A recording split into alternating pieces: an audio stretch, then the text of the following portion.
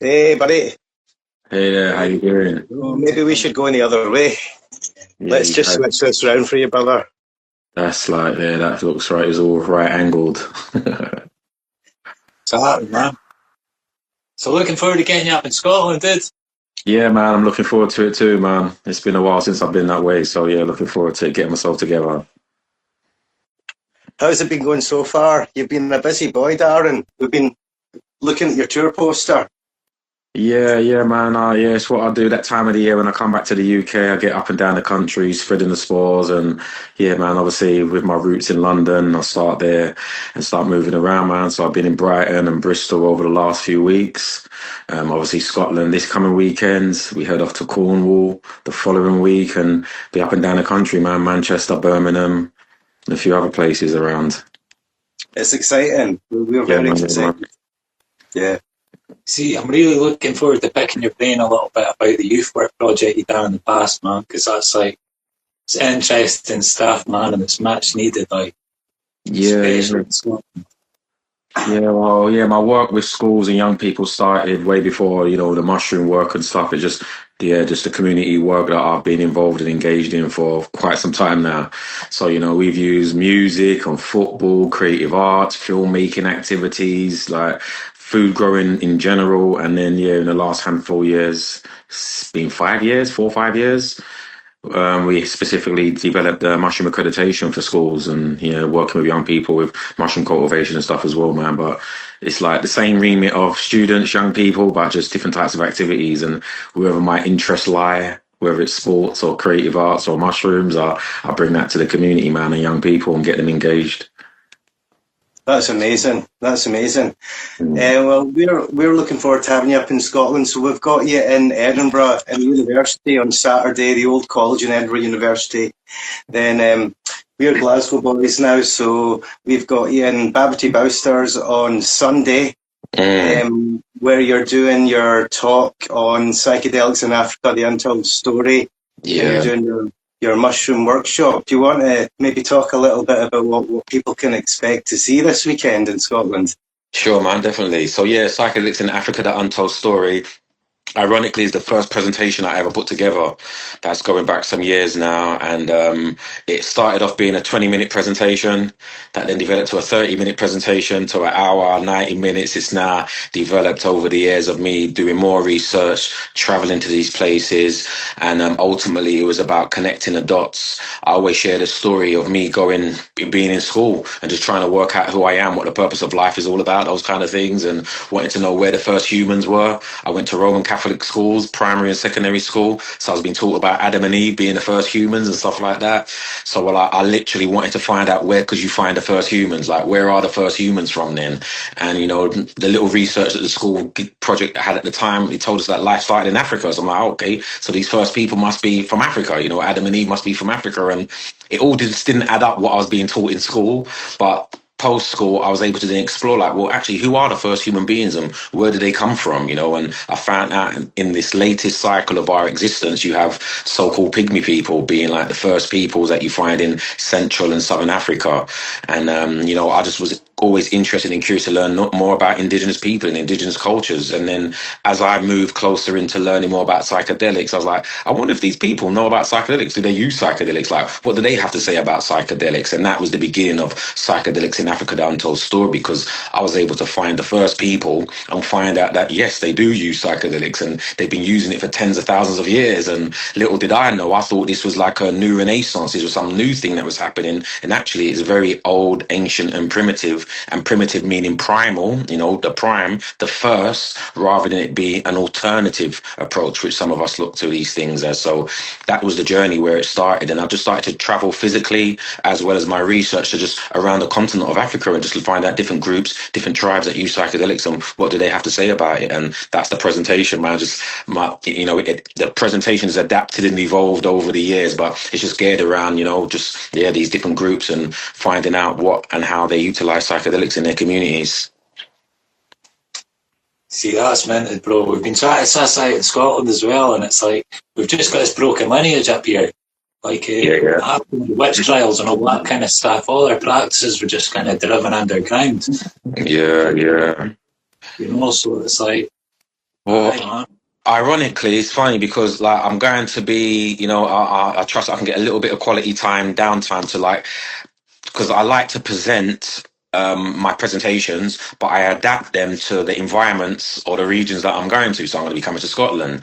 And one of the big inspirations back in the days of my research was an author called David McRitchie. He was like a folklorist from Edinburgh. He's actually originally from Edinburgh, and he's well renowned. And he had a series called Ancient and Modern Britons. And it was a volume 1 and a volume 2. And they've recently been republished.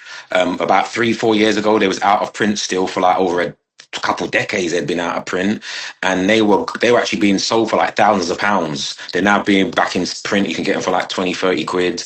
But in his book, he was sharing the connections with ancient Scotland and ancient Africa, and highlighting in his work, just like how there's been a connection there that predates, some of the understandings that we have of the migrations of these indigenous groups in both land masses and how that all connects. And this was some of the stuff that I was curious and interested in about, as I said, prior to psychedelics and mushrooms and stuff. And moving forward, I revisited a lot of that knowledge and information that I came across by way of David McRitchie and Geoffrey of Monmouth, who were looking at ancient British traditions and showing you the crossover, or I like to refer them as the cross sporulation between these traditions in other cultures of people or groups that you thought may not have connected back in the days, but there is some kind of connection there. So yeah, I'll be bringing some of that up in the presentation as well on Sunday. Well, we're doing it on Sunday in Glasgow, yeah, and Saturday in Edinburgh.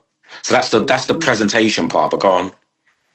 I have heard that, the very name Scotland, it was like it's rooted in Scotia, who's meant to be an Egyptian princess. That's correct. That's right. Yeah, man. And I won't go into it now, but yeah, he talks about the Mac, like the Mac name. When you hear like Mac Ritchie, MacDonald, the Mac, like that Mac is rooted in some ancient Egyptian stuff. And then he talks about the whole fairy kingdom. And the pixies that you find in Cornwall and ancient Britain and the Celtic traditions, and these little people, or the realms of these little people corresponding with these pygmy people that I was talking about earlier on, the first people, because I call them so-called pygmies because that's not how they refer to themselves, but there's literally little people, there are real little people who have later been personified as leprechauns and the pixies and been mythologized and become part of folklore, but they're actually real people. Like there's real, and they still exist to this day. They've not mysteriously vanished somewhere. They still were about. So yeah, I found it's really interesting, and that led me to kind of then joining the dots with the whole psychedelic connections. How does this all come together? And yeah, that's all part of it, and we'll be sharing that in the morning, and then post that we have a little lunch break, I trust, and then I'll be doing a mushroom cultivation workshop as well, which is the mushroom cultivation for beginners, and it's basically just at entry level, getting you in through the door in the building, feeling comfortable about learning what mushrooms are, how they grow, and how you can get the ball rolling in cultivating. And that would be any kind of mushrooms you might be interested in. People was like what mushrooms? Like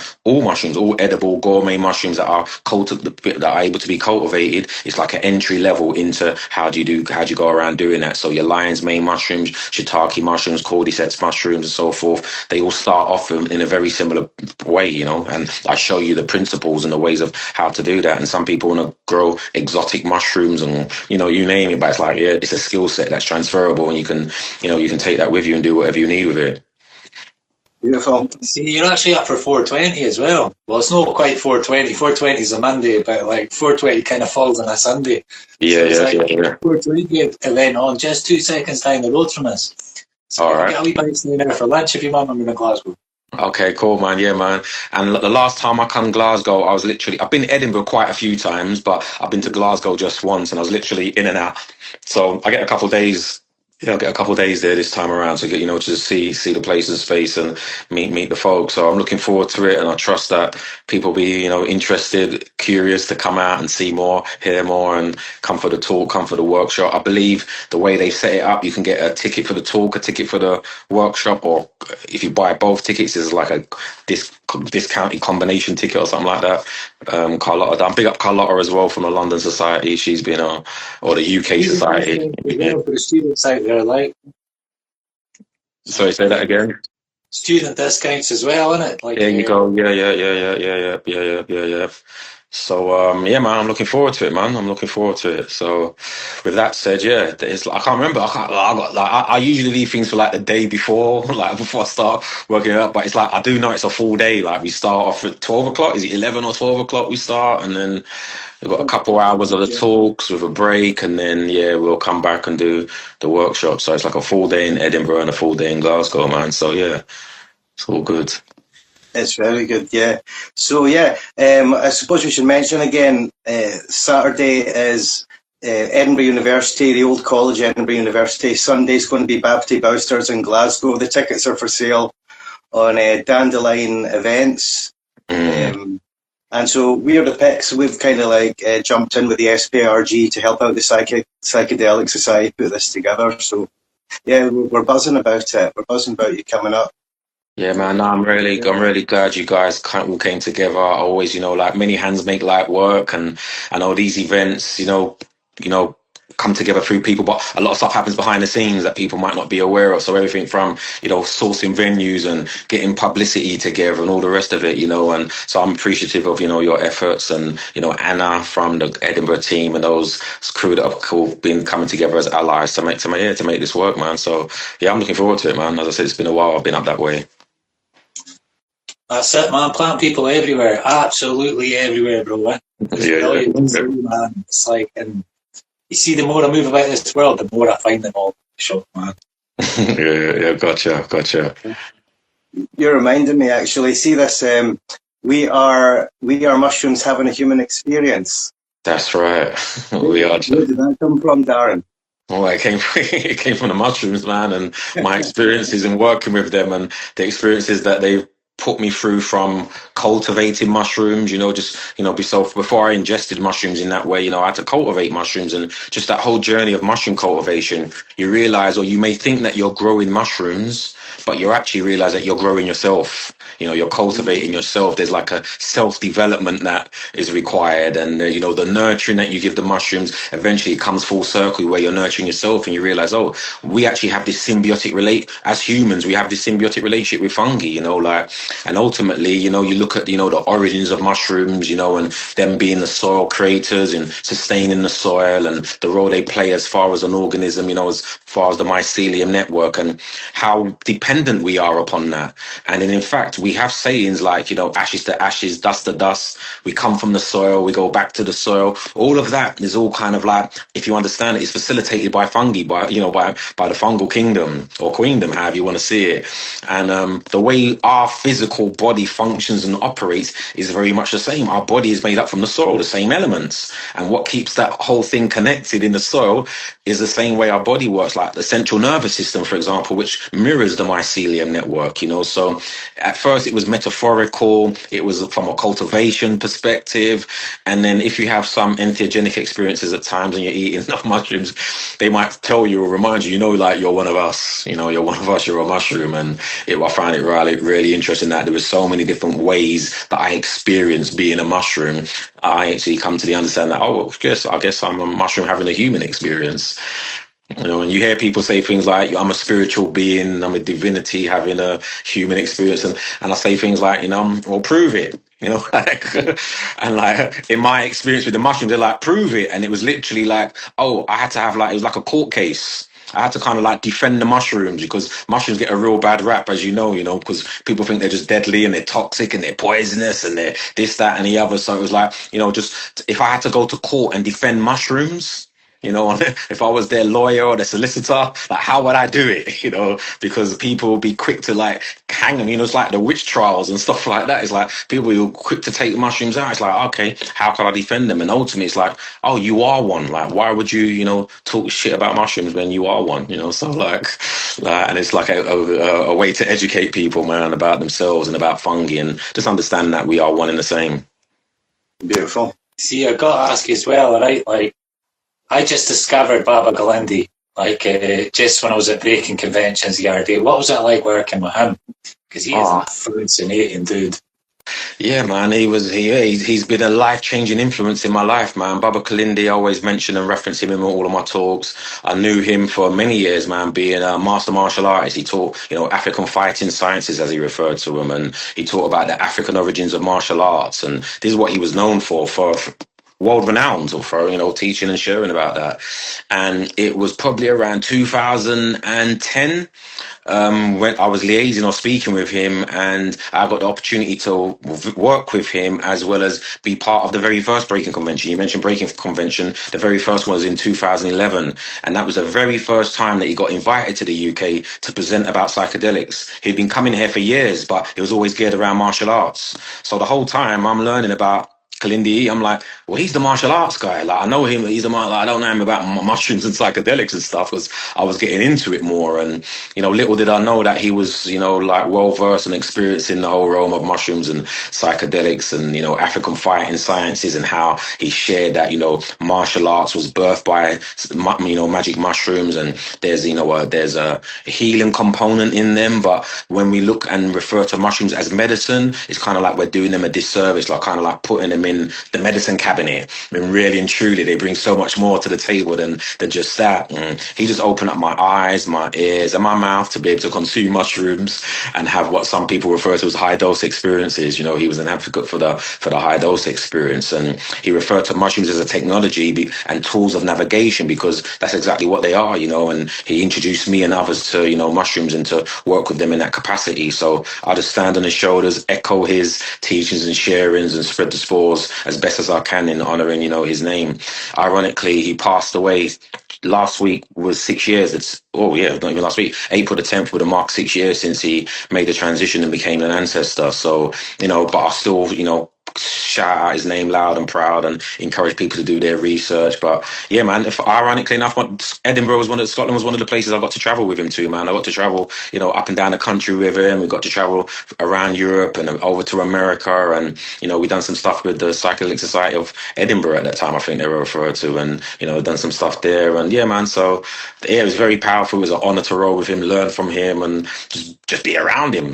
Initially my goal was just to help him carry his bags. Not that he needed help carrying his bags, but I'm like, well, you're coming from America, you're coming to the UK, like, if you need anything, any help, any support, I'll help and support. And that's how our friendship started. And from there, he eventually invited me to come to Detroit, where he was based, and present my first time. Yeah, it was my first time doing a presentation and stuff, in America, into a public crowd and stuff like that. And he's like, you've got knowledge and information that should be shared, so come and share it with my community. And I went there, and that was kind of like the beginning of, just doing more stuff with him. That's class, man. But yeah, man, real powerful dudes. I encourage people to check him out. KILINDI space IYI, and you can go find out more about him, man. For sure. He's definitely got unique angles in the whole thing that are just so worth hearing.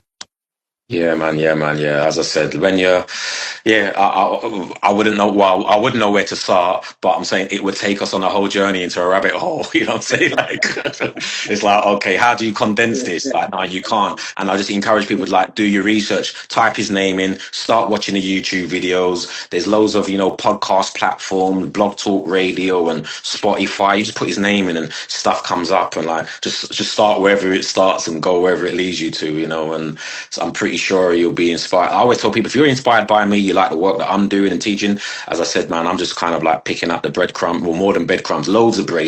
He left loads of bread, for people to persuade, to pick up and soak up. And, as I said, I'm just like an extension of that work. Me personally, I always tell people, when you're looking at, trying to understand what this is all about, because we're all trying to work it out. And in the here and now, you've got all these kind of like academia, clinical trials taking place. And, when Baba Kalindi would just kind of like pull the rug from my, as well as their feet, just like, there are no experts in this field, man. Like, and anybody running around talking about they're an expert is, run away from them, and we're all part of this collective consciousness, this collective understanding, and we're still very much in the infancy stage of what's about to happen. Something is happening. We are still becoming, and what that is and what that looks like, nobody knows, but we are co-creating this thing. And, it's like, a journey and a path that, I live by now, man. So that's why I do what I do in the way that I do it, man. Big inspiration all day, every day. I got to agree with you as well. You know, like the medicalization of psychedelics. It's something that's like, yeah, it's got its purpose, but it's not even the beginning of what these things hold in their potential. It's like it's just one possible avenue. You know what I mean? Yeah. So much more to it. So much more to it. Like, you know, the masters, the people that are the masters of working this stuff are out in the jungle. That's right. That's right. You know, the guys that know what they're actually talking about. Yeah, and it's like, really funny. Because it's like a lot of these things that are dismissed as woo-woo are one by one just being proved. It's like, oh, look at the scientific basis to this. Look at the scientific basis to that. So it's like, yeah, man. No, it's like the DMT entities, those studies, doing studies on DMT entities now, you know, everyone's seeing the same kind of things all around the world. So kind of hints that there's maybe more to it than just a model that can be quantified and calculated. That's correct. That's correct. That's very important because, you know, there's many, you know, I always reference Dr. Richard Katz, who was part of the Harvard studies and was rolling with Timothy Leary and all that. And once he came out of that kind of academia bubble, he realized, like, I spent years trying to quantify stuff that ultimately isn't measurable. Or at least the tools that we're trying to, the framework that we're using isn't the framework. And we don't have the ways or the methods to be able to do that. And, you know, it's like, again, we just do a disservice to the technology, to the plants, to the fungi, and especially these indigenous cultures. What do you not think 1,000 years ago, 2,000 years ago, when they were doing DMT or when they were eating mushrooms, they weren't engaging in these entities? And like, this is a new discovery. This is a new renaissance. It's like, no. And there's, in some cultures, an unbroken link. There's unbroken traditions of this being utilized. And, you know, but it's part of a holistic approach. So I say that to say, I always make reference, you know, when dealing with psychedelics in Africa, people always reference Iboga, you know, talk about Iboga and it's, you know, highly recommended for heroin addiction and alcohol recovery. Well, not heroin addiction, you know, addressing heroin addiction and, you know, alcohol recovery and stuff like that. But what you come to find out is that in these traditions, where it comes from in Central Africa, they don't isolate Iboga, let alone ibogaine, the active compound in iboga, which you would hear being spoken about. And they talk about the Briti tradition, you know, the Briti system, which is their spiritual system, and iboga being a part of that. You know, you don't separate it from the culture, from the tradition, you know, from the practices. And the practices involve everything from, you know, certain food, certain drinks, certain music, certain dancing. There's a whole collective, you know, of practices that go along with things. And for example, say the first point of contact or reference would be engaging with your ancestors. You know, so you might think, oh, I've heard that Terry does iboga and it's great to use, but culturally, if you went to the environment where this stuff comes from, they might tell you, well, you might not even have to take iboga. You might just need to go home and have a conversation with your mum. You're running away from some stuff. You know, like, it's really, you know, there's a whole thing that needs to be dealt with, because ultimately you're going to take iboga, you're going to take mushrooms. These are the things that it brings up. And in the here and now, a lot of us say, oh, it was like a challenging experience, or I had a bad trip, you know. And I'm not saying people don't have challenging experiences and bad trips, so to speak, but a lot of times it's based upon things that we're not addressing, things that we're running away from. And, you know, when you're the ganga or the priest, as we may refer to them, or the shaman, as they're commonly called generically, you know, may have other bits of advice to give you that have got nothing to do with psychoactives. And these are things that also science is catching up with, because they might refer to it as, you know, somatic healing, and, you know, the body keeps the score, and the trauma and the epigenetics. We've got all these scientific terms now for things, and they're saying, oh, just shake it off. Literally just shake it off. Like, well, I can just physically shake, and, you know, oh, do that to some music. And I'm like, oh, that's twerking, yeah? So you're just saying, like, twerking is like, is healing, yeah? And then, like, I'm sure there's like thousands of women that will tell you, yeah, when I twerk, I get healing, you know, vibes from it. And it's like, okay, but then you combine that with the spiritual practice, you combine that with the sacred plant technologies, and that's the holistic approach that one would then take into sorting your shit out, whatever it may be, you know. So yeah, just to say that, yeah, it's not an isolated thing when you're dealing with these from an indigenous perspective. See, these practices are timeless as well, like dancing, movement, fasting, you know what I mean, using mind-altering substances. And they exist in our kind of, in that collective consciousness. That's where the rave came from. You know what I mean? That's what, you know, that it disappeared for a while, but it comes back. because it's there. It's like, it's a part of us. Yeah, man. Yeah, man. Like there's a lot. When ultimately the things that liberate us, open us up for true liberation, have actively been suppressed. Have become taboo. Culturally, so through society, through religion, through politics, whether that's sex, how liberating that can be and is and what it actually causes. And they have us feeling uncomfortable with ourselves in our own skin. And these things become taboo. And, psychedelics being another example, and how, okay, let's make it illegal. And, and then they give us another framework to work with. And then what happens is we feel uncomfortable in our own skin. Ultimately, that's what's happening. We feel uncomfortable with ourselves in our environment. And therefore, that's then what leads to all these mental health problems that we have. Anxiety, depression, PTSD, and all that because of that, these things. But if, for example, you're engaged in a rites of passage from childhood that moves you into adulthood, that allows you to understand who you are, what you're here for, what the purpose of your life is, not a generic thing, bespoke, because you're one of one, so you can't, like at school, we went to school, it's like, you're all doing your GCSEs, you're all doing this. It's like, yeah, but I like doing this, I didn't get to, it's like, pick your options, but your options are also limited. It's like there's so much restriction on you actually exploring yourself. So if a child says, I just want to be this, whatever it may be, that isn't, you don't necessarily get the right support in our education, in societies where we're at. But there are some cultures where we are bringing into the community a drummer. We need a drummer. So when mum and dad get together and get jiggy with it, they're calling on the ancestors to bring a drummer into the community, and then when that child is birthed, they're going to provide the child with all of the things it requires to become the drummer. Like that's the facilitation. That's how you hold space. And yeah, without that, you become adults in your 30s, 40s, 50s, having a midlife crisis with your back up against the wall, wondering what the purpose of life is all about. You're mad at the world, mad at your kids, mad at your job, and you're just mad. And that's then when you look into mushrooms and other plant technologies or whatever it may be for help and support. And then you say it's an alternative. In actuality, through these rites of passage initiations, it would have been your primary way of finding out who and discovering who you truly are. Right, instead of like getting you to fit in a box, which is suddenly at a certain point in your life you're going to realise, yeah, like how can everybody fit in the same box, just like what you're saying? So yeah. So, but yeah, with that, man, that's some of the stuff that we'll be tapping into over the weekend in Edinburgh and Glasgow, because I know we've got to wrap it up shortly. So, with that said, yeah, we're in Edinburgh at the old on Saturday. yeah. The old college, Edinburgh University on Saturday. Babbity Bowster on Sunday here in Glasgow.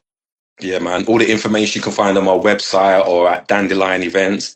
As you mentioned, I think it's all on our pages, different posts, so it's easy to, find it and get access to it as well, man. So, like I said, man, I really appreciate you guys' effort in just, helping to make all this shit happen. So, I said, man, I'll be up there in a few days' time for, 420. Nice one, bro. It's been great to talk to you. Like, all right, wicked now. Yeah, anytime, man. And we'll be doing it in person real soon. We'll see you on the weekend. All right, wicked, man. Thanks again. All right, guys. Peace. Much love, man.